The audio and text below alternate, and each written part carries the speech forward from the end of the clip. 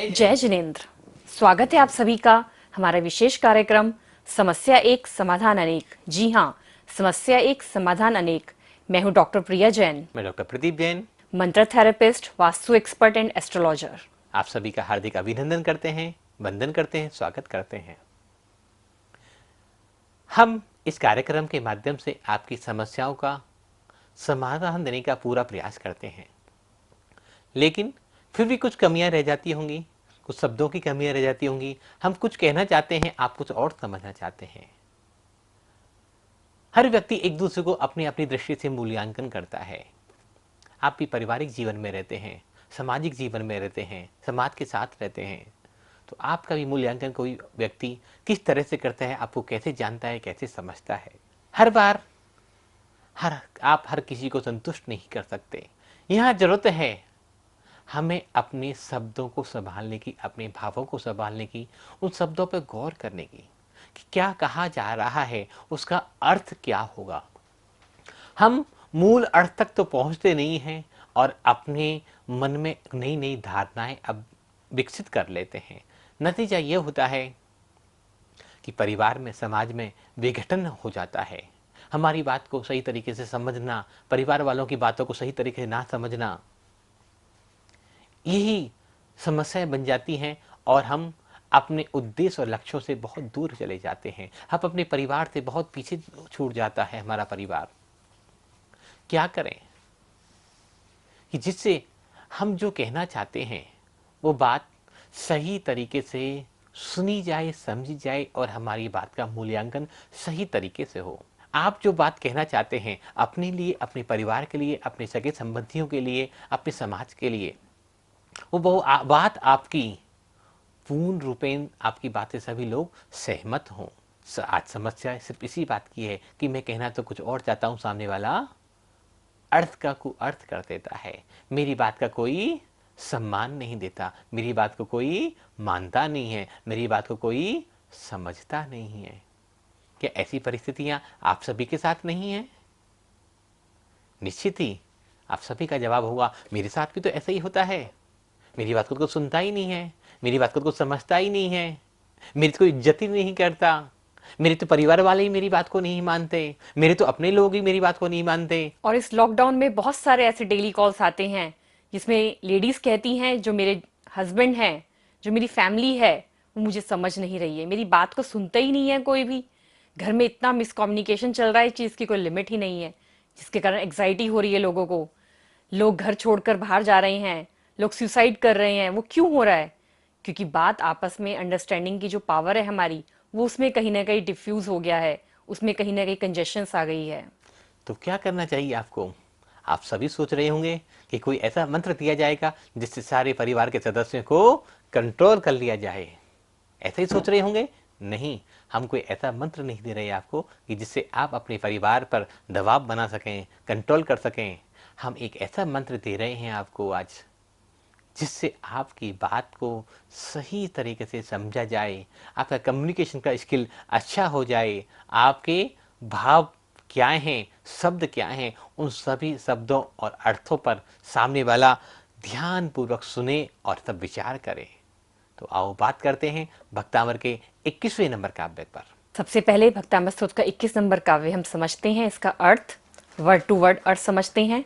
21 number numerology के हिसाब से 3 नंबर, 2 और 1 3। बृहस्पति। यूनिवर्स में सबसे बड़ा ग्रह कौन सा है? बृहस्पति, जुपिटर। जुपिटर। तो उसी की हम बात कर रहे हैं, उसी को हमें समझना है आज। भक्तामर स्तोत्र का 21वां नंबर काव्य। मन्ये वरम हरिहरादय एव दृष्टा, दृष्टेषु येषु हृदयन् त्वयि तोषमेति, किं वीक्षितेन भवता भुवि येन नान्यः, कश्चिन्मनो हरति नाथ भवान्तरेऽपि। मन्ये, वरम, र के ऊपर बिंदी और बाद में क्या है? ह। तो बिंदी का उच्चारण क्या होगा? म। मन्ये वरम हरि, छोटी की मात्रा है तो इसको हमें लंबा नहीं लेंगे। मन्नेवरम हरिहरादय एव दृष्टा, दृष्टा री की तरह दृष्टा, दृष्टेषु, दृष्टेषु येषु हृदयन। य के ऊपर बिंदी और बाद में क्या है त, त्वयि, त थ द ध न होता है बिंदी के बाद, तो बिंदी का उच्चारण क्या होगा न। दृष्टेषु येषु हृदयन त्वयि तोषमीति। किम, क के ऊपर बिंदी और बाद में क्या है व, य र ल व होता है, बिंदी का उच्चारण क्या होगा म। किम वीक्षितेन भवता भुवि येन नान्यः। विसर्ग है नान्यः पर, तो सारी सांस को हमें बाहर छोड़ना है, विसर्जन करना होगा। किं वीक्षितेन भवता भुवि येन नान्यः। कश्चिन्मनो, कश्चिन्मनो हरति नाथ, कश्चिन्मनो हरति नाथ भवान्तरेऽपि। तो अब हम वर्ड टू वर्ड अर्थ समझते हैं। मन्ने मीन्स मैं मानता हूँ। वरम, वरम मीन्स श्रेष्ठ। हरिहरादे मीन्स अन्य देवी देवता, विष्णु, महादेव, आदि देव। एव मीन्स ही। दृष्टा, दृष्टा मीन्स देखे गए। दृष्टेषु देखे जाने पर। येषु मीन्स जिनके। हृदयन मीन्स मन, हमारा चित्त, हमारा मन। त्वयि, त्वयि मीन्स आपके संबंध में। तोष मीन्स संतोष को, साइलेंस को, संतोष, पीस। मेति, मेति मीन्स प्राप्त होता है। किम मीन्स क्या प्रयोजन है। विक्षितेन, विक्षितेन मीन्स देखना, देखने से। भवता, भवता मीन्स आपसे। भुवि, भुवि मीन्स पृथ्वी पर। येन, येन मीन्स जिससे। नान्यः, नान्यः का हम संधि विच्छेद करेंगे, न मीन्स नहीं और अन्यः मीन्स दूसरा कोई। कश्चिन, कश्चिन मीन्स कोई भी। मनो, मनो मीन्स चित्त को। हरति, हरति मीन्स हरण करता है। नाथ, नाथ मीन्स स्वामी। भवांतरे, दूसरे भव में, दूसरे भव में, जन्म में। अपि मीन्स भी। तो इसका हम भाव समझते हैं। भक्ताम्बर स्तोत्र का 21वें नंबर काव्य का भाव क्या है आखिर। हे प्रभु, हरिहर आदि देव, हरिहर आदि देवों में हरिहर आदि देवों को देखना अच्छा लगता है, क्योंकि उन्हें देखकर भी अंतःकरण को संतोष और शांति नहीं मिलती है। देख रहे हैं, अच्छा तो लग रहा है, लेकिन हमारे अंतःकरण को कैसा लग रहा है, संतोष नहीं मिल रहा है। क्यों? क्योंकि उनके अंदर जो राग है, द्वेष है, जो उनकी मलिन मुद्रा है, उससे हमें पूर्ण शांति नहीं मिलती है। अतः आपको देखकर, आपको देखकर, आपको निहारते हुए मेरे मन को उसमें रमना अच्छा लगता है। जब मैं आपको देखता हूँ तो संसार में जितने भी देव हैं, जितने भी रागादि देव हैं, ब्रह्मा हैं, विष्णु हैं, उनको देखकर मुझे अच्छा नहीं लगता है। लेकिन मैं यदि आपको देख लेता हूँ तो मेरे मन को आप हरण कर लेते हैं।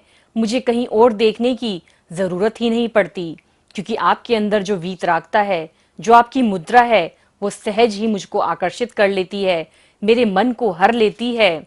उससे देखकर मुझे परम शांति की प्राप्ति होती है।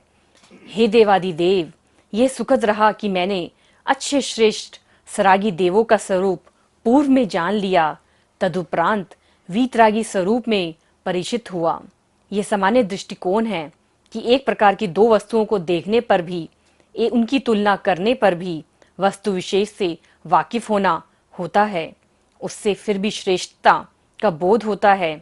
धनवान की श्रेष्ठता निर्धन की तुलना से ही नहीं की जा सकती।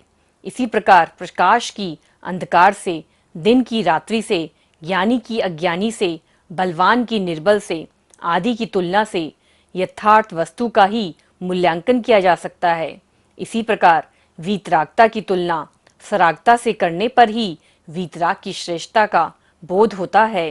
अर्थात भगवान, जब मैं आपको देखता हूँ तो मेरे चित्त को इतना परम सौभाग्य की परम संतुलन मेरे जीवन में आ जाता है। मुझे आपको देखते हुए ऐसा प्रतीत होता है कि मेरे चित्त को आपने हर लिया है। मुझे परम संतोष की प्राप्ति होती है। तो ऐसा है भक्ताम्बर स्तोत्र का 21वां नंबर काव्य कि जो भी जन इसको मन की शुद्धि पूर्वक, वचन की शुद्धि पूर्वक, भावपूर्वक भावपूर्वक प्रातःकाल ब्रह्म मुहूर्त की बेला में इसका पठन पाठन करता है, तो सारी फैमिली के अंदर जो लोग उसको मिसट्रस्ट करते हैं, जो लोग उसको रिस्पेक्ट नहीं देते हैं, जो जहाँ कहीं ना कहीं उनके डिफरेंस ऑफ ओपिनियन है, रिस्पेक्ट है, वो सब चीज़ें ठीक हो जाती हैं। क्यों? क्योंकि तब आप जब इस श्लोक का पठन पाठन करते हैं तो आपको अपने बात को किस तरह से सामने वाले को बताना चाहिए वो आपको ज्ञात हो जाता है कि मैं अपनी बात को कैसे प्रेजेंट करूं। वो आपके अंदर एनर्जी आ जाती है कि सामने वाला आपकी बात को अच्छे से समझे, उसको जाने, उसको पहचाने, फिर ही उसका अर्थ निकाले। तो बहुत ही अच्छा काव्य है आज का जो हमारा सिनेरियो चल रहा है उसको देखते हुए कि लोग मिसअंडरस्टैंडिंग कर लेते हैं। हम कहते कुछ है, समझ कुछ लेते हैं, अपने आप ही माला को पिरो लेते हैं। होता कुछ भी नहीं है लेकिन बहुत कुछ बना देते हैं। तो ऐसा यदि किसी की भी लाइफ में हो रहा हो कि वो सामने वाले को अपनी बात को प्रेजेंट करने में दिक्कत आ रही है, आज जो जॉब का इशू चल रहा है वहां भी यही मेन इशू है कि वो इंसान काम तो बहुत अच्छा कर रहा है लेकिन प्रेजेंटेबल नहीं है, तो उन लोगों को भी भक्ताम्बर स्तोत्र का 21वां नंबर काव्य करना चाहिए। सिर्फ ऐसा नहीं कि परिवार के आपस में जोड़ने के लिए ही काम करें। यदि किसी के बिजनेस में ऐसी दिक्कत चल रही है, बिजनेस पार्टनर्स आपस में एक दूसरे को समझ नहीं पा रहे हैं, तो वो लोग भी भक्ताम्बर स्तोत्र के 21वें नंबर काव्य का पठन पाठन करें कि वो अपनी बात को अच्छे से समझा पाए, कि सामने वाला उस बात को अच्छे से अंडरस्टैंड करे, रिस्पेक्ट करे, तो सब चीजें अपने आप धीरे धीरे ठीक हो जाएंगी। तो समझना अब सिर्फ इतना काव्य में इतना ही है कि मूल्यांकन करना है, अपना भी मूल्यांकन करना है और सामने वाले की बातों का भी करना चाहिए कि सामने वाले ने कब क्या कहा है, हम सही दृष्टिकोण से उसको देखें, उस सही नज़रिए से उसको देखना प्रारंभ करें, तो हमारी ज़िंदगी की आधी समस्याएं तो ऐसे ही ठीक हो चली जाएंगी। इस काव्य के माध्यम से जैसे आचार्य मानतुंग स्वामी किसी देवी देवताओं की निंदा नहीं कर रहे, उनके बारे में गलत नहीं कह रहे, लेकिन मूल्यांकन कर रहे हैं कि जब मैंने उनको देखा तो मैं तृप्त नहीं हो पाया, लेकिन जब मैंने आपको देखा प्रभु तो मैं पूर्ण रूपेण तृप्त हो गया, शांति रस मेरे अंदर प्रकट हो गया।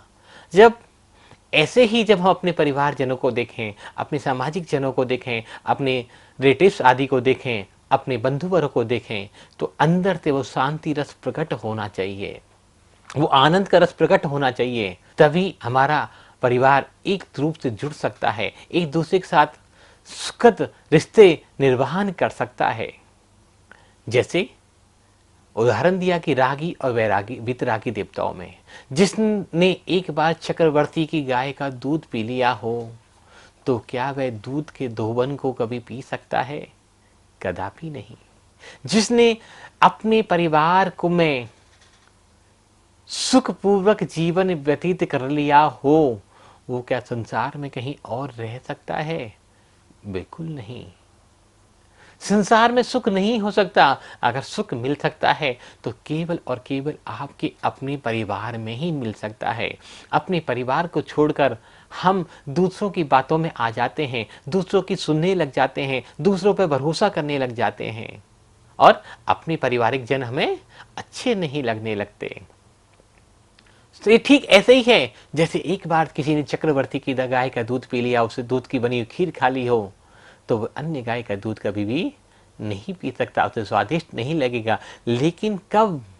जब आप अपने पारिवारिक मूल्यों को समझना प्रारंभ करेंगे, जब आप अपने परिवार को रेस्पेक्ट देना चालू करेंगे, जब आप अपने परिवार से जुड़ना चाहेंगे, जब आप अपने परिवार का मूल्यांकन करेंगे, तभी आपका परिवार आपका सही नंबर दे पाएगा, आपको सही आपका मूल्यांकन कर पाएगा, तभी आप उस परीक्षा में पास हो पाएंगे। काम करना है हमें, सबसे पहले अपने अंतरंग को बदलना है, फिर हम दूसरों को बदलने की बात करें। आचार्य तुलसी एक सूत्र देते थे, निज पर शासन फिर अनुशासन। जो निज पर शासन कर लेता है, जो अपने आप को समझ लेता है, जिसने अपने आप पर कंट्रोल कर लिया, वो अनुशासन में रहना सीख जाता है। दिन में ऐसा कोई दिन नहीं जाता होगा जब हमारे पास इस बात के लिए कॉल्स नहीं आते, मेल्स नहीं आती कि मुझे अपने पारिवारिक सदस्यों को कंट्रोल में करना है। हम किसी को कंट्रोल नहीं कर सकते। हम कर सकते हैं तो सिर्फ निज पर शासन कर सकते हैं, हम अपने आप को कंट्रोल कर सकते हैं। अपनी इच्छाओं तृषाओं को कंट्रोल कर सकते हैं। जब हम इन पर कंट्रोल करना सीख जाएंगे, जब इन पर अनुशासन करना सीख जाएंगे, अपनी ज़बान पर अनुशासन बोलना सीख जाएंगे, तो जीवन की आधी से अधिक समस्याएं तो स्वतः ही खत्म हो जाएंगी। कुछ भी नहीं करना। और यही जो काव्य है भक्तामर का, सर्वाधीन कारक है, सर्व सौख्य प्रदायक है, सब सुख के देने वाला है। सुख कब प्रकट होगा? जब आप, आपका परिवार एकता के सूत्र में बंधकर, एकता के धागे में उन मोतियों को पिरोकर आगे बढ़ेगा। तभी हम सुखी और स्वस्थ रह पाएंगे। तभी हम एक अच्छे समाज का निर्माण कर पाएंगे। तभी हम अपने बच्चों को अच्छे संस्कार दे पाएंगे। तो करना क्या है? हमें निज पर शासन करना है। इस काव्य के माध्यम से हमें वीतरागता के उन गुणों को प्रकट करना है, भगवान के उस गुणों को प्रकट करना है अपने अंदर, जो राग और देश से पूर्णता मुक्त है, जो कलुषता से पूर्णता मुक्त है, जो अज्ञान से पूर्णता मुक्त है। अगर हमारे अंदर वो गुण प्रकट हो जाएं तो पूरा संसार हमें एक जैसा दिखाई देने लग जाएगा। भक्तामर का यह काव्य सब काव्यों में अद्भुत है। बिल्कुल सभी काव्यों से तो जीवन की समस्याओं को दूर करने का निदान बताया गया है, लेकिन इस काव्य में तो जीवन को बनाने का प्रयत्न किया गया है। जीवन अगर हम सही ढंग से बना लें, सुंदर संवार लें, तो कुछ भी हमें अन्यथा बाहर से कुछ भी लाने की आवश्यकता बिल्कुल नहीं है। और हमारा भी ये अनुभव रहा कि बहुत सारे कपल्स हमारे पास ऐसे आते हैं जिनका डिवोर्स तक का जो एक प्रोसेस है वो पहुंच चुका होता है, लेकिन लोग आपस में समझने को कपल तैयार नहीं होता। उन लोगों को भी हमने इस काव्य को पढ़ने के लिए दिया। जो मिसअंडरस्टैंडिंग उनके बीच में चल रही थी वो सब दूर हो गई। और बहुत सारे ऐसे पार्टनर्स आते हैं कंपनीज में जब हम जाते हैं वास्तु के विजिट करने, कि दोनों जो पार्टनर्स थे उनके अंदर एक कहीं ना कहीं मिसअंडरस्टैंडिंग चल रही होती है। तो उनका हमने साथ वास्तु तो किया ही, उनकी एस्ट्रोलॉजी भी चेक करी, और उनको हमने भक्तांबर का 21वां नंबर काव्य का जाप भी दिया। मिरेकल्स हमें इसके रिजल्ट मिले।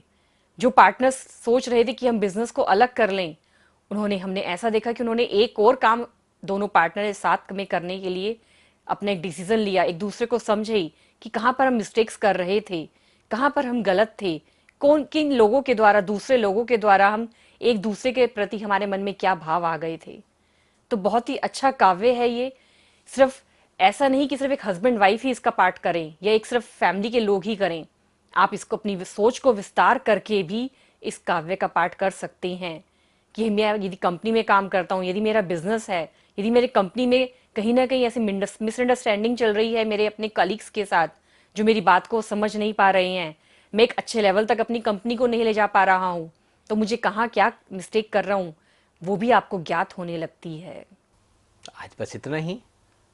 कल फिर मिलते हैं इसी समय। तब तक के लिए सभी को सादर जय जिनेंद्र, जय जिनेंद्र, जय जिनेंद्र।